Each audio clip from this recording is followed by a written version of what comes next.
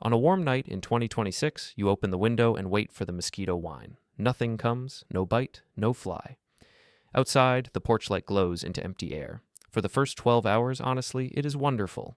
Humanity acts like it finally won the mosquito war. But if every insect vanished tonight, when would the perfect quiet become a disaster? By morning, it feels too perfect. There are no ants in the sugar, which is nice, and also a terrible way to discover global ecological collapse. The windshield is suspiciously clean. No moths circle the light. No tiny movement lifts off the grass. So this is not pest control. The entire insect layer is gone. The first real failure is quiet too. In the backyard, flowers open like normal. In an orchard town like California's Central Valley, rows of blossoms unfold along the edge of town. But nothing visits them. No bee lands, no fly, beetle, wasp, or moth moves pollen from bloom to bloom. At first, the trees still look alive. That is what makes it strange. Then the growing season reaches the grocery shelf. It does not go empty. Wheat, rice, corn, and other staples still exist, but the shelf gets duller. Fewer fruits, fewer nuts, fewer colorful luxuries, more controlled produce, higher prices, less reliability. The food system is not gone. It is thinner, and once the shelf changes, the wild edges start to look different too.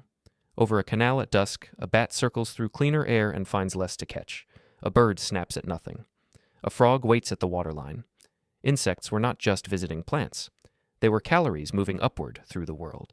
Then the story drops below the flowers. Under the trees, leaf litter sits with less chewing and tunneling. Dung stays on the ground without beetles burying it. Dead wood has fewer fresh channels. Dead matter waits longer. And the camera keeps dropping into a soil cross-section where the usual fragments, tunnels, and mixing paths look strangely sparse.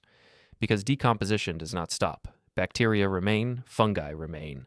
Worms and other non-insect decomposers keep working.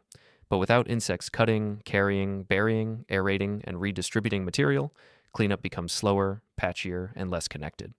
Now the empty porch light from that first night looks different. Its clean cone of light matches the ground below it.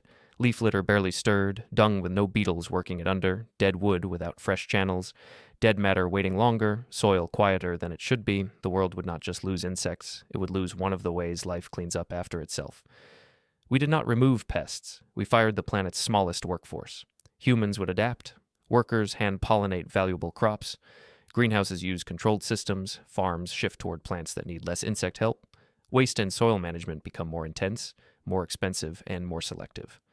But there is a point where we stop restoring the old world and start permanently managing around its absence. That is the permanent substitution threshold, the moment the crisis is no longer replace pollination, but replace a distributed living workforce across the planet. That future is not instant extinction. People survive, cities survive, farms survive. But more food comes from controlled spaces. Wild edges get thinner, soil needs more help. Landscapes feel maintained rather than alive. And years later, on another warm night, you open the same window. Still no wine, still no bite, still no cloud around the porch light. At the beginning, the silence felt like peace. Now you know what it was. Work not being done. If you enjoyed this rabbit hole, subscribe to Rabbitzz. There is always another strange question waiting.